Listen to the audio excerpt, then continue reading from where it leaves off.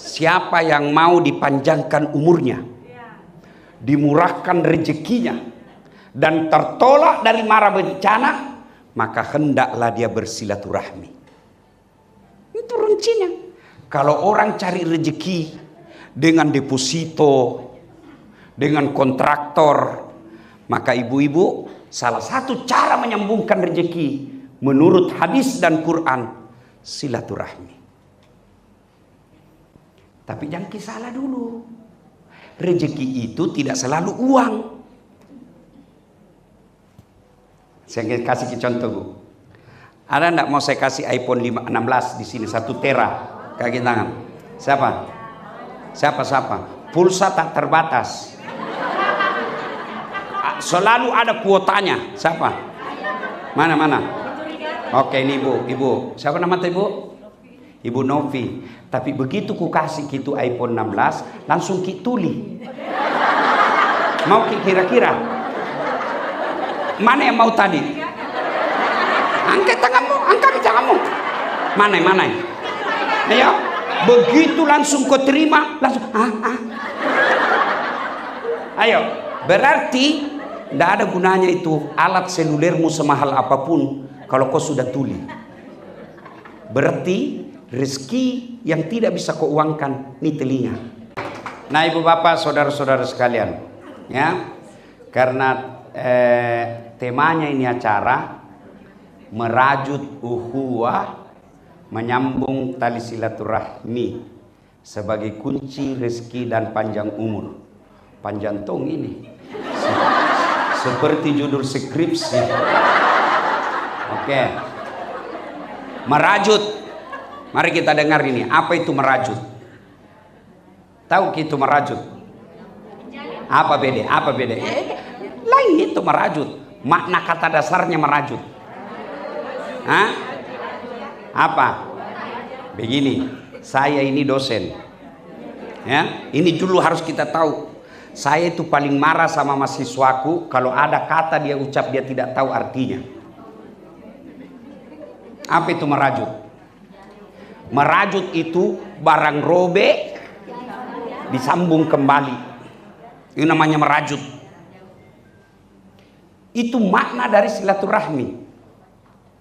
Bukanlah silaturahmi, bukanlah merajut, baku baik memang maki baru datang ki. Itu namanya kunjung mengunjungi. Yang namanya merajut barang robek. Baku musuh gara-gara pilkada. Baku musuh gara-gara mantan. Baku musuh gara-gara pilcale. Kau datang kembali. Itu makna merajut. Itu makna silaturahim. Yaitu menyambungkan tali persaudaraan yang putus. Itu nama merajut. Ukhuwah, persatuan. Ya. Ini ukhuwah bahasa Arab. Tapi jangan selalu mengatakan orang yang tidak menggunakan bahasa Arab tidak sunnah. Islam tidak berarti membawa budaya kamu menjadi anta. Islam tidak berarti mengganti saya menjadi ana. Tidak. Silakan pakai bahasamu kalau itu gampang kau paham. Ada orang, kalau kita tidak pakai bahasa seperti dia, Nabi bilang kita tidak sunnah. Ukti. Akhi. Ya, enggak itu, bukan itu nak cari Nabi. Bilang aku tetap saya. Daripada kau bilang afwan. Rasanya kau tidak tulus. Coba kalau kau bilang maafkan saya. Itu orang tahu, oh dia menyesal. Ukhuwah bahasa Arab, tapi tidak berarti kalau kita tidak menggunakan bahasa Arab kita tidak sunnah. Banyak kelompok sunnah, ibu-ibu pengajian sunnah salah memaknai sunnah. Sunnah itu tidak wajib. Nah kalau kau mengatakan harus kau lakukan, salah aku mendefinisikan sunnah. Misal celana jingkrang itu sunnah. Bukan berarti kalau tidak melakukan tidak sunnah. Tidak, ada sunnah yang lain. Saya dibilangi tidak sunnah. Gara-gara apa? Gara-gara tidak ada jenggot. Mau diapa kalau tidak mau tumbuh? Boleh merajut persaudaraan, ukhuwah. Kemudian itu tonji menyambung. Kalau menyambung ini belum tentu putus, baru memulai. Tidak baku kenal orang, kita datangi, itu menyambung. Ya, kemudian tali silaturahim. Ada yang mengatakan silaturahim, ada yang mengatakan silaturahmi. Silaturahmi bahasa Indonesia, silaturahim bahasa Arab. Sama jamaki persoalkan itu. Sama itu semua kata insya Allah. Kata menulisnya, ada yang menulis insya Allah, ada insya Allah. Mau tulis apapun yang Allah nilai, apa makna dari kata insya Allah dalam hatimu. Mau kau tulis pisah, mau kau tulis sambung, yang penting maknanya jika Allah menghendaki. Tidak mungkin kata Latin, huruf Latin disamakan dengan huruf Arab. Tidak mungkin. Kenapa? Ada huruf Arab yang tidak ada dalam Latin. Contoh, koma. Das'ad. Ada koma atas. Latin tidak ada. Maka di komputer namaku hanya dasar. Di paspor, dasar. Tidak ada komanya. Karena das'ad itu bahasa Arab. Suruh itu orang India bilang L. Suruh Tito patah Tito. Apakah Allah memasukkan neraka karena lidahnya? Tidak. Yang penting caramu, bacamu beda, tapi maknanya dalam hatimu tetap sama. Sudah. Sebagai kunci. Kita kunci. Kunci. Apa inti dari kunci, Bu? Apa inti dari kunci? Buka tutup. Artinya biar ada pintunya, kalau tidak ada kuncinya bisa dibuka. Bisa pakai kangi eskapator. Tapi itu kalau pakai eskapator, pakai linggis, merusak namanya. Ada ndak rezeki masuk tidak pakai kunci? Ada. Korupsi, mencuri, menipu, bohong, ada. Tapi dia tidak pakai kunci. Tapi dia pakai apa? Dia pakai gembok, dia hancurkan. Dia pakai palu-palu, dia pakai linggis. Itulah cara mendapat rezeki dengan cara yang batil. Tapi ini pakai kunci. Halal kita uah. Bagus. Bagaimana caranya supaya pakai kunci tidak merusak gembok, tidak merusak palu-palu, tidak menghancurkan pintu? Nih. Silaturahmi. Itu kuncinya. Silaturahmi. Dan panjang umur. Apa itu panjang umur, Ibu?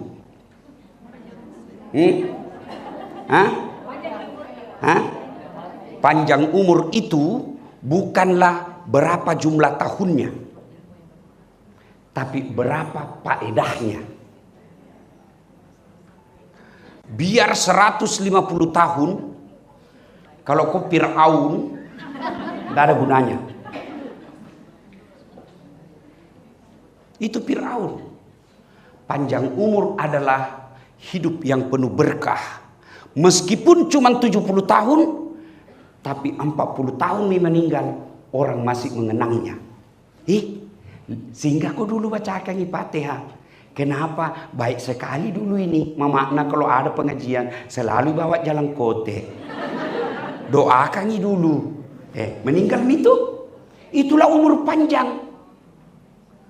Tapi kalau jahat, jangankan meninggal, hidup saja orang doakan ki sial.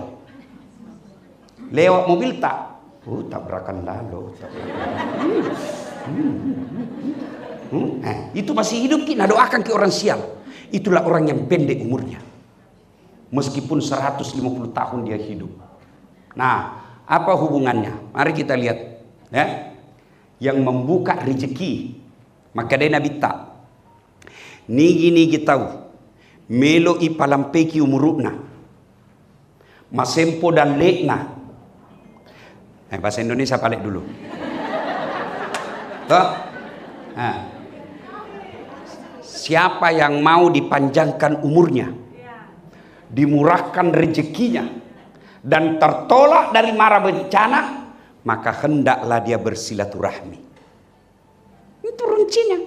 Kalau orang cari rezeki dengan deposito, dengan kontraktor, maka ibu-ibu, salah satu cara menyambungkan rezeki menurut hadis dan Quran, silaturahmi. Tapi jangan salah dulu. Rezeki itu tidak selalu uang. Saya kasih contoh, Bu. Ada enggak mau saya kasih iPhone 16 di sini 1 tera kaki tangan? Siapa?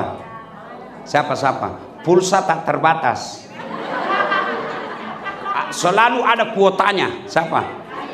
Mana? Oke, ini Ibu. Siapa nama Ibu? Ibu Novi. Tapi begitu ku kasih gitu iPhone 16, langsung ki tuli. Mau ki kira-kira? Mana yang mau tadi? Angkat tanganmu. Mana? Ayo.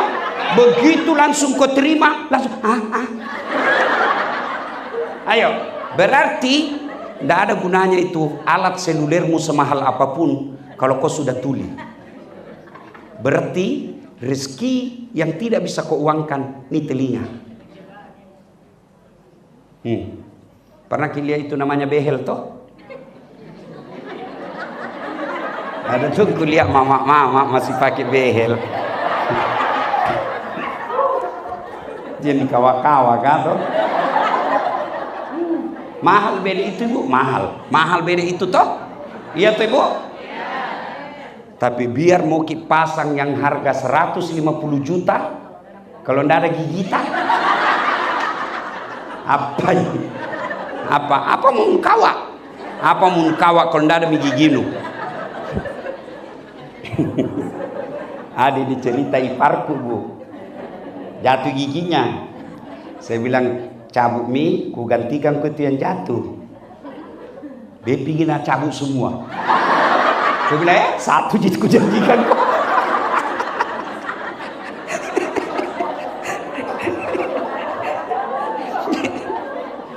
Coba Ibu, ayo, ini gigi. Dan hebatnya itu gigi Bu. Pernah ndak Ibu bayangkan bagaimana itu gigi tak seandainya tumbuh seperti rambut? Bayangkan nih. Saya yakin kenapa ini Bu ketua bisa jadi ketua, karena giginya tidak lebih. Bagaimana seandainya Bu ketua tumbuh gigi tak seperti rambut?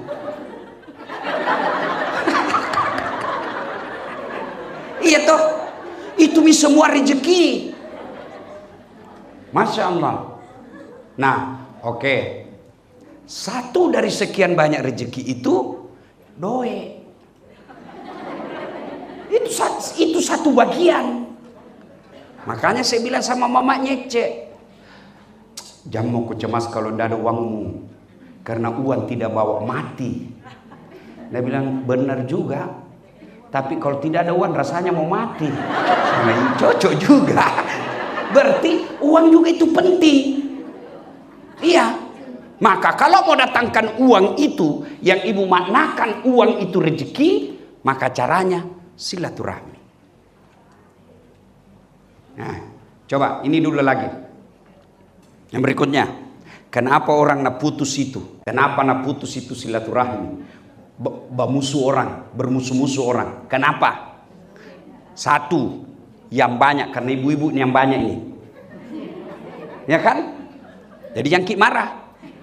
Kalau saya gaski ini ya, itu gunanya pengajian. Untuk apa Ibu datang pengajian kalau tidak ada perubahan? Lebih tinggal di rumah tak saja, atau pergi jogging. supaya tambah sayang ki suamita. Daripada datang ke pengajian baru ada kita bawa pulang. Pengajian 1 jam, gosip 3 jam. Sosok kok. Nah, kenapa orang biasa, ibu-ibu? Kenapa baku musuh-musuh ibu-ibu? 1, gibah. Al-istighalu bi uyubil khalqi, kata Nabi. Nah, suka sekali cari-cari jeleknya orang, nah lupa kejelekan dirinya.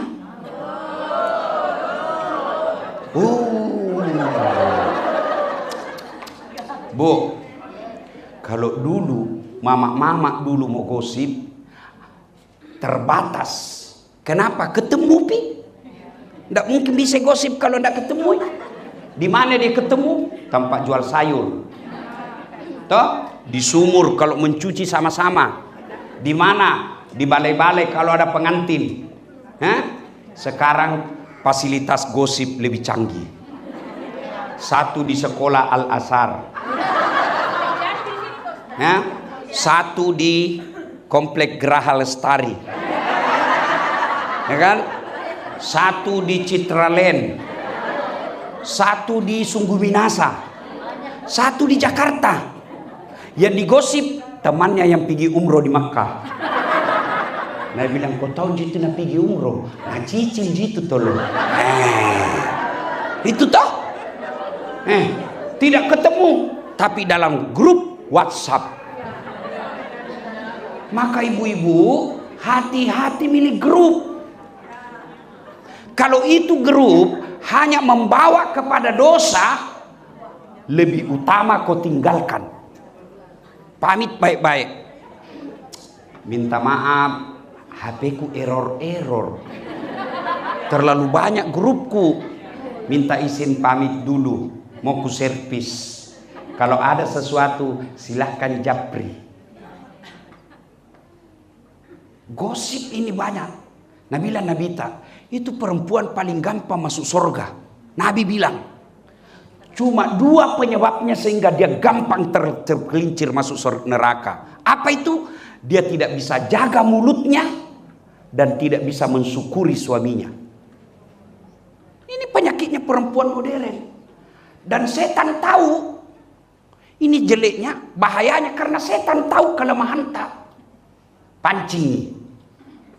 Mulailah, kau tahu Ian? Iyo. Tak pancing mako itu. Nak kipas. Nah ini penyakitnya perempuan memang. Makanya itu Bu, kalau laki-laki itu dosanya banyak di mata. Dosanya laki-laki itu banyak di mata. Kalau perempuan banyak di mulut. Makanya kalau laki-laki menangis itu, kalau sedih dia begini. Kalau perempuan dia begini.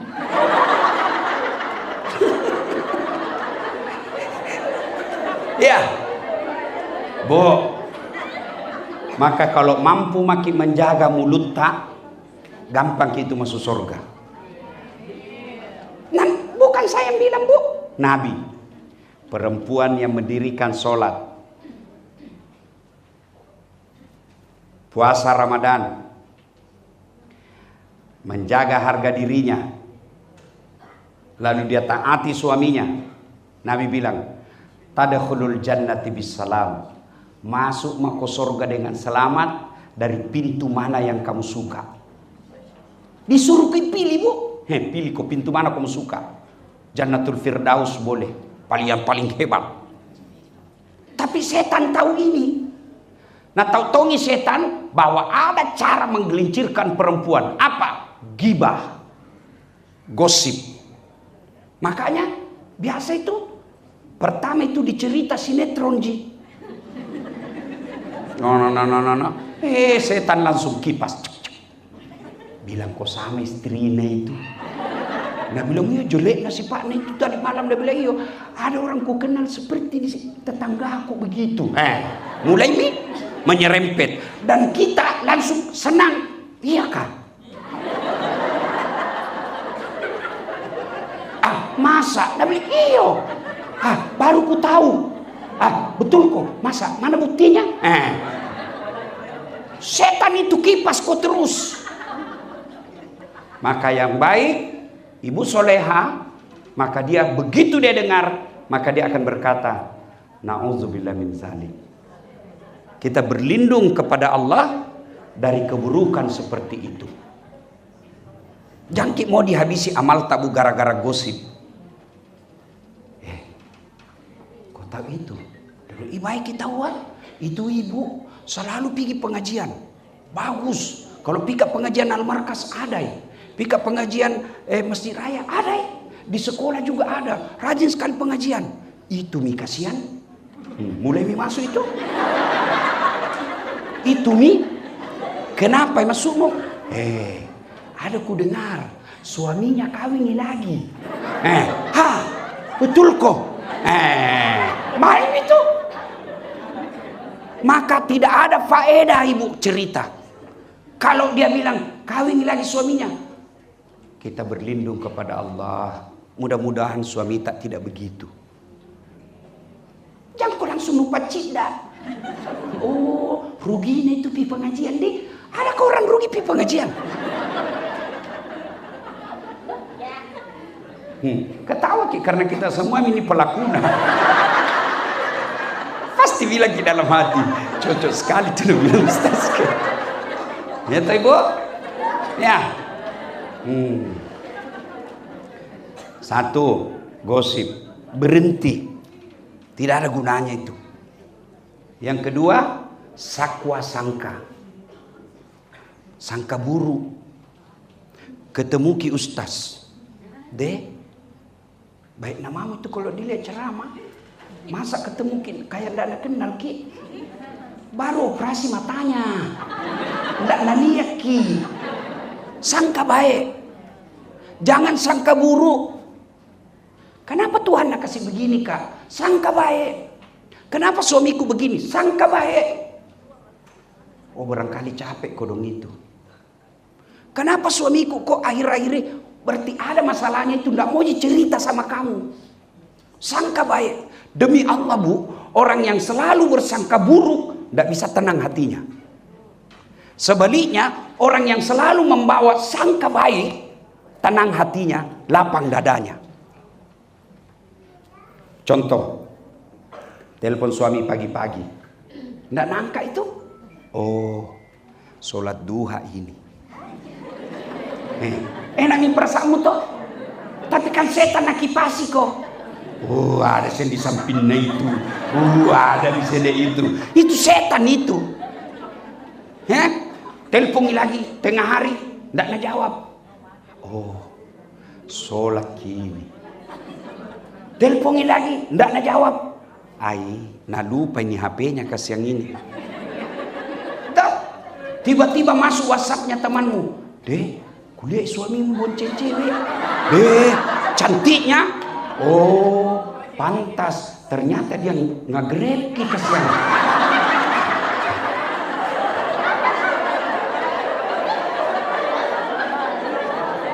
Coba beda kalau begitu ibu. Tenang kita. Tenang toh. Coba selalu bawa. Nah sekarang, ibu-ibu. Kalau kita sangka buruk, apa yang kita dapat? Kalau sakit hati, ada solusi? Tidak. Apa? Ayo. Berani mau kita tempelin suami tak? Tidak mungkin. Mau kita minta diceraikan? Mampu ki janda? Lebih tidak enak lagi status janda. Apa? Anggaplah kita mampu janda, mampu kita dapat yang lebih baik dari yang sekarang. Siapa tahu kita dapat yang lebih buruk. Yakin dapat yang lebih baik. Maka lebih baik sangka baik. Sangka baik saja. Dan hebatnya itu perempuan muslimah. Dosanya jo suaminu tenan tanggung. Supaya sangka enak prasanta. Selalu bilang. Dia tong itu tanggung. Itu bisa kusuka istriku. Selalu saya bilang, tidak pernah tuh mengeluh ini. Apa dia bilang? Apa gunaku mengeluh? Tidak membahagiakan hatiku. Lebih saya sangka baik. Saya bukan cari muka sama suamiku, saya cari ridanya suamiku. Kalau suamiku rida, pasporku gampang masuk surga. Makanya biar baku marah kak itu, tanya itu anakku nanti bu guru. Kau ndak percaya? Tanya nanti, tanya. Biar baku marah kak, ndak baku bicara, ndak mungkin itu biar ustaz itu bertengkar toh, ndak mungkin. Bohong itu kalau tidak. Mana ada rumah tangga ndak ada masalahnya, balle-balle itu. Nah bilang ini romantis tahu, saya bilang dari mana kau dapat? Nah bilang itu di IG nah. Jangan kau percaya itu IG, bisa diedit. Itu foto baku penuh 1 menit. Kau ndak tahu apa yang terjadi 23 jam. Ngapa ini? Mana ustaz pasti tong bertengkar orang. Jangankan saya, kurang apa Nabi? Nabi itu Aisyah pernah cemburu. Iya.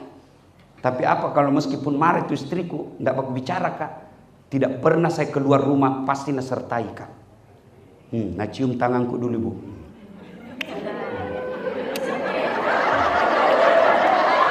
Sudah itu, nah cium lagi jidatku itu. Sudah itu mataku lagi kanan. Mataku lagi kiri. Ini lama-lama sedikit. Ini kenapa istriku? Apa ya? Pernah ki begitu bu?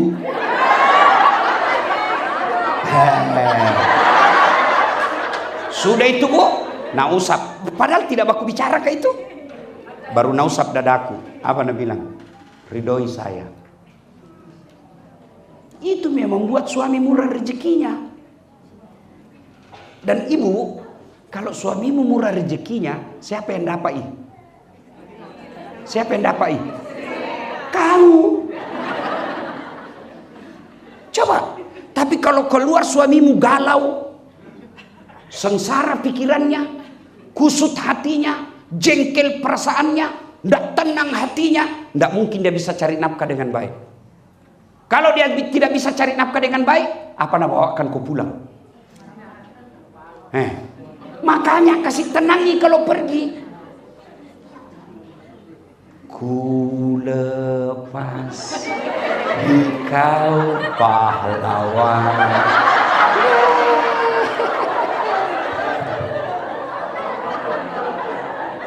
Ya, Bu, kalau ini kita amalkan sampai di sini ceramah. Hebat makin, hebat makin. Nggak? Sangka baik, jangan gosip.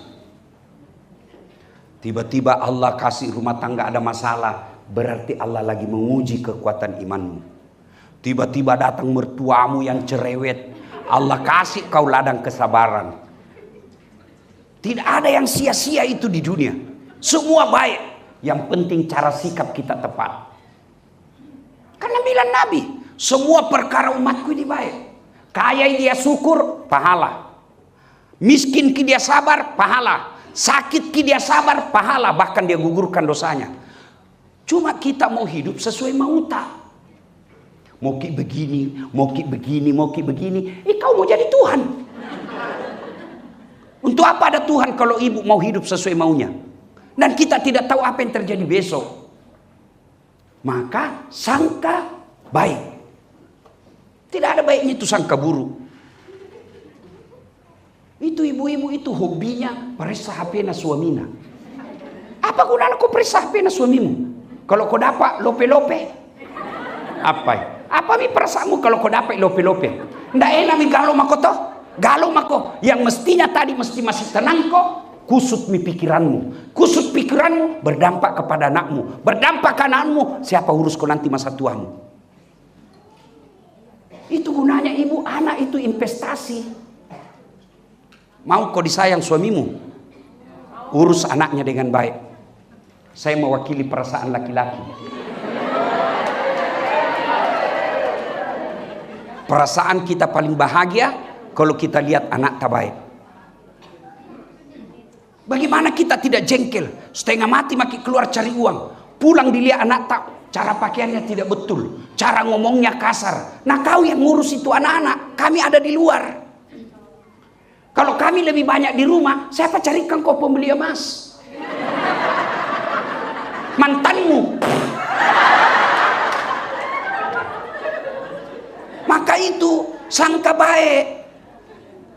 Nggak enak. Nah kira ini kapan ibu-ibu gampang jadi suami. Lihat itu suami kasihan. Nah, dia itu suami tinggal di rumah kau bilangi pemalas. Keluar di baru kau telepon di mana kau? Cepat pulang kau bilang nggak tahu deh ini cari uang. Terlambat pulang kau marah-marahi lagi. Nggak ada baiknya itu kasihan. Apa kata mamanya? Nah bilang anak mami. Kita ikuti lagi istri, dibilang ini takut sama istri. Apa balik maunya kita ini kasihan?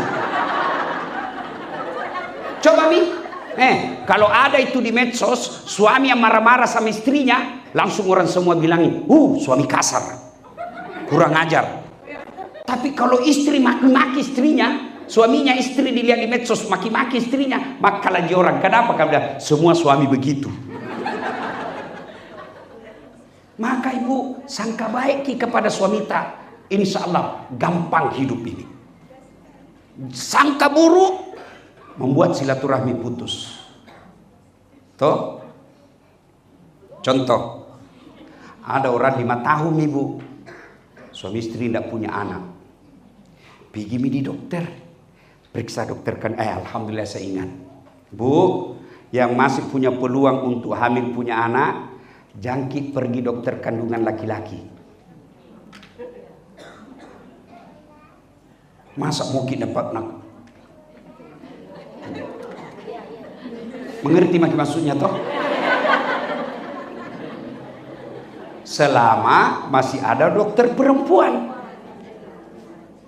ngapain pergi di dokter laki-laki? Nah itu namanya kehormatan. Makanya disebut alat karena malu orang kalau dilihat. Kecuali di kampung itu ndak ada kecuali dia boleh. Tapi selama masih ada haram ibu pergi ke laki-laki. Ternyata ada tong kasih tahu ke jamaah. Nah bilang karena ada memang ibu-ibu itu suka itu dokter naga-gagai.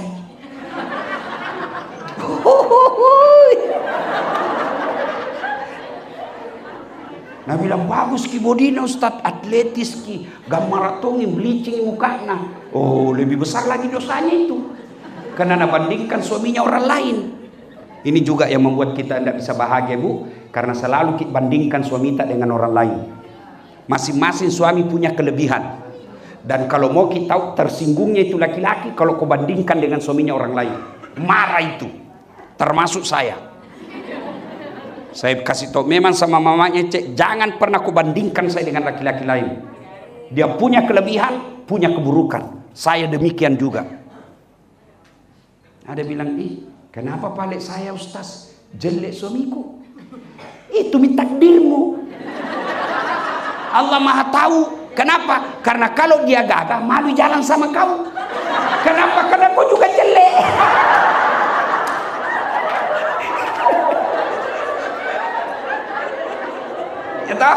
Nah, sangka baik bersami. Ibu terlambat makin 2 bulan. Senang itawa suaminya. Nah, telepon Pak, terlambat kak 2 bulan. Alhamdulillah. Tapi Pak, jangkit dulu cerita-cerita nah. Karena kalau ndak jadi malu lagi tuh. Dah boleh rahasia berdua ini sayang. Oke, rahasia berdua. Beberapa hari kemudian datang petugas PLN. Assalamualaikum. Waalaikumsalam. Siapa ya? PLN ibu. Kenapa ki? Ibu terlambat 2 bulan. Kenapa bisa nak tahu ini? Oh langsung sangka buruk kepada suaminya. Pasti lagi ini nih. Dia lagi cerita ini. Datang suaminya kudong. Assalamualaikum sayang. Apa sayang memang tongkol pembohong. Apalagi itu. Kenapa itu PLN tahu? Pasti kau yang cerita. Nah berdua aja. Nggak aku tahu. Balik-balik kok. Ini suaminya mau klarifikasi. Dia pergi datang di PLN. Nah bilang, kenapa kau tahu? Istriku terlambat 2 bulan. Ada urusan apa? Nah bilang, ada catatan apa? 9. Kenapa kau catat-catat? Apa urusanmu? Hapus itu. Nah, bisa jadi hapus Pak, tapi bayar dulu. Kalau saya tidak mau bayar, kenapa istriku terlambat 2 bulan kau suruh bayar? Kalau Bapak tidak mau bayar, terpaksa punyanya Bapak diputus. Kalau punya aku kau putus, apa nak pakai istriku di rumah? Nah, boleh terpaksa pakai Lili. Ini, padahal lain masuknya ini kodok petugas sepele. Ini disebut sangka buruk. Jelas? Jelas Ibu? 3. Penyebab putus silaturahim. Sombong. Kita ini ibu-ibu, maafkan saya, ini semua ini potensi sombong. Potensi. Kenapa? Karena kita semua ibu-ibu kaya. Apa itu sombong Ibu? Apa pakai mahal sombong? Ada kadang kala kita perlu pakai barang mahal. Kenapa? Supaya tidak ada pandang enteng ke orang. Saya kalau pikat ceramah di depan pengusaha, saya pakai barang mahalku. Kenapa? Supaya tidak nahina Kak. Dosa tidak, sombong tidak. Marwah namanya, muru'ah, membela harga diri. Tapi kalau saya pergi majelis taklim lorong-lorong, saya pakai seadanya juga. Supaya apa? Supaya saya tidak mau memamerkan kekayaan di depan orang susah. Ibu-ibu datang pengajian ini, pakai itu mas berlian tak? Tidak apa-apa. Kalau perlu pakai di sini, putar di sini, seperti peleng India. Kurangi, kasih sen di sini. Tidak apa-apa. Tidak apa-apa. Sombong belum tentu. Kapan sombong? Ibu kasih remeh orang yang tidak pakai. Itu baru sombong. Ibu pakai berlian, sombong belum. Kapan ibu pakai?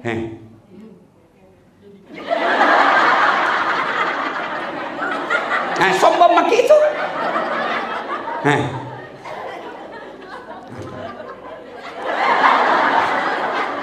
Kenapa nih? Apa maksudnya? Apa itu?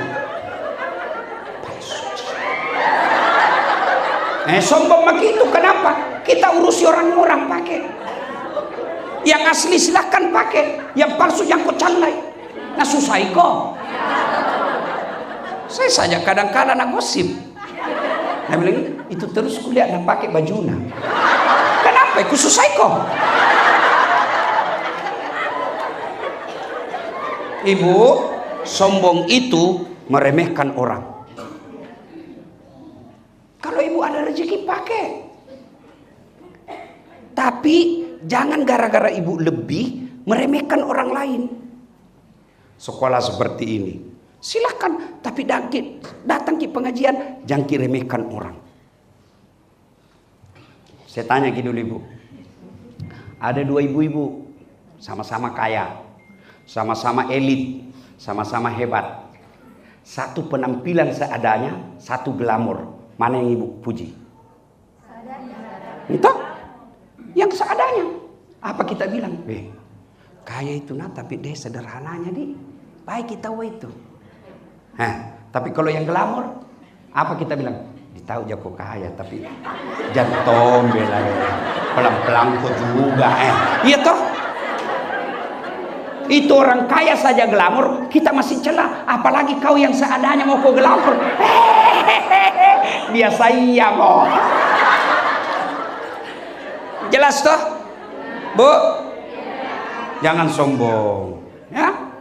Ciri-ciri orang sombong, pintu masuknya sombong itu ada 4. Pintu masuknya kesombongan, kata Nabi. 1, bertambahnya harta. Tadinya masyarakat biasa-biasa, tiba-tiba dapat pembebasan harta. Langsung banyak uangnya. Pakai nih kita mau pakai, tapi jangan remehkan orang yang tidak ada hartanya. Yang kedua, bertambahnya kekuasaan. Tadinya suaminya rakyat biasa pengusaha biasa, tiba-tiba jadi anggota DPR. Biasa iya mau bu, 5 tahun bos. Nah, 3, bertambahnya ilmu. Banyak sekali gelarnya. Doktor, SOS, SAG, MSI, PSD. Jangan kau sombong. Allah marah, nak kasih pikun kau. Apa obatnya pikun? Tidak ada. Ada ini cerita, tidak tahu benar atau tidak. Banyak sekali gelarnya, Bu. Kita dekat mi pensiun tua mi 70 tahun mi lebih, mulai mi diprotes sama istrinya. Pak, biasanya kalau mau kau pergi mengajar kau cium-cium jidatku. Ini mau mi 2 minggu tidak pernah kau cium. Dalam hatinya, astagfirullah, berarti siapa kau cium selama ini? Ternyata pembantunya. Apa kau mau sombong? Ya toh. Ya. 4, bertambahnya popularitas. Saya punya potensi 2. Ilmu, popularitas. Jangan kau sombong dasar. Kenapa? Kau bisa jadi populer karena ada yang nonton kau. Biar saya hebat ceramah kalau tidak ada penonton kau. Di sini di lapangan 1 jam saya ceramah hebat, tidak ada yang nonton. Leo ibu-ibu, wih kamu saya gila-gila. Iya toh. Apa yang mau sombong? Iya. Maka kalau engkau sombong, potensi memecahkan persaudaraan. Kenapa? Orang lambat laun, jamu itu deh, pintar memang, kaya memang, cantik memang, tapi ada deh suka kena remehkan. Akhirnya orang menjauh. Begitu orang menjauh, putuslah persaudaraan. Kaya memang itu, tapi ada deh jangan kipit di rumahnya deh. Kenapa deh? Sombong dulu. Orang kaya saja sombong tidak disuka. Apalagi kau yang miskin. Potong kau sombong, deh cilaka. Nah, sekarang itu tadi banyak yang bisa menjaga persaudaraan, tapi waktu terbatas. Apa tuh sih hebatnya kalau banyak teman? Ini mis tadi 1, murah rezekinya. Mana buktinya? Saya, Ibu. Itu saya kalau pika pasar, Ibu, nggak suka memanyece. Kenapa? Nggak pernah lakuanku. Baru kak turun ngalen teriak, Assalamualaikum Ustaz, dalam hatiku amami. Mau ku bayar, siaga ji. Ajak Ustaz. Nggak enak masih pagi-pagi. Ya, jangan makin Ustaz, barakat dalam hatiku itu memang kutunggu. Iya tuh. 2, tertolak dari bencana. Ada mau ganggu ki, banyak teman tak. Jangan kok. Kalau kau ganggu itu, kami ini satu kampung kau lawan. Baik itu orang. Tapi kalau jahat ki, ambak mi saja. Kamu jelek memang itu. Ambak saya bantu kau. 3, panjang umurnya. Banyak yang doakan. Maka kalau mau murah rezeki, salah satu caranya silaturahmi. Dan salah satu silaturahmi itu pengajian seperti ini. Tapi setan tahu. Maka pengajian selalu kena dampingi setan. Caranya ditimbulkan sakwa sangka. Kenapa itu gurunya begitu-begitu? Kenapa bapak gurunya begitu? Baik ya, tadi malam pasti dimarahi sama istrinya ini, jadi mengajarnya tidak konsentrasi. Kenapa tamu selalu naik pembayaran? Ada mau bangun masjid rupanya. Begitu. Ya. Nah, kita juga sangka baik kepada pengelola yayasan. Kenapa nih anak-anak orang tua murid selalu marah? Berarti ada ketidakpuasan. Dia sangka baik. Berarti pelayanan guru kita mungkin tidak bagus. Evaluasi. Orang yang sangka baik, maka insya Allah akan ada solusinya. Sebaiknya sangka buruk, masalahnya ingin bertambah. Saudara-saudara sekalian, terakhir mewakili orang tua, saya menitip kepada yayasan dan guru-guru, tolong urus anak kami dengan baik. Ya. Kenapa kami pilih sekolah ini? Karena kami yakin sekolah ini bisa membantu anak kami mengisi otaknya, mengisi jiwanya. Kalau hanya otak yang mau, banyak sekolah yang bisa kami pilih. Kami pilih ini karena kami yakin otaknya akan baik, akhlaknya juga akan baik. Tapi kalau itu tidak kita temukan, jangan salah kalau kami kecewa. Nah, maka pengajian seperti ini mempertemukan antara yayasan, guru, komite, dan orang tua. Caranya dengan pengajian. Tidak perlu menunggu kritikan, tidak perlu menunggu protes. Lebih baik kita proaktif. Menjemput bola namanya. Dan kalau sekolah kita puas, maka pembayaran buat kami tidak jadi masalah. Yang penting ada yang hasil yang kami inginkan.